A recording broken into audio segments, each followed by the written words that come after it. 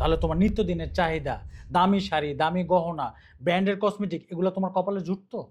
এই শহরে যারা 2 নাম্বার লোক, চোর, ডাকাত, জুয়ারি আর ছিনতাইকারী, তারাই একমাত্র কালো টাকার পিছনে ঘুরে রাত বিরাতে।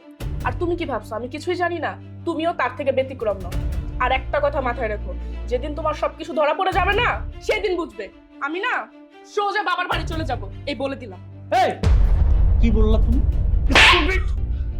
তুই আমার গায়ে হাত তুলছো? আমি আজকে বাবারে ফোন দিব আর এই বাড়ি থেকে আমাকে নিয়ে যেতে বলবো। তো কি হইছে? আমি কি তোর ভয় পাই? বোমা, কি শুরু করে দিয়েছো তুমি? কি শুরু করছি সেটা আপনার ছেলেকে জিজ্ঞেস করেন। মা, ও কিন্তু দিন দিন অনেক বেড়ে যাচ্ছে। আমার মুখে মুখে তর্ক করে, উল্টাপাল্টা কথা বলে। শোনো, কোনো বস্তির মেয়ের মতো আচরণ অন্তত এই বাড়িতে চলবে না। শান্তি নিবাসে অশান্তি বার্তা বই আনবে না অন্তত, ঠিক আছে?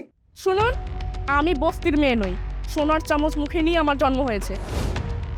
আর আপনাদের এই বাড়িতে বিয়ে করে এসে আমি কি পেয়েছি? হ্যাঁ, লাঞ্ছনা, বঞ্চনা, আপনার ছেলের অবহেলা। ভাবনা, তুমি কিন্তু অনেক বেশি কথা বলছো। মায়ের সামনে কিন্তু আমি একদম তোমাকে পাগল বানিয়ে ছাড়বো। চুপ কর। তোকে তো আমি আগেই বলেছিলাম, উচ্চ বিলাসী বাবার রাজকন্যাকে বিয়ে করেছিস। এখন তো সহ্য তোকে করতেই হবে, তাই না?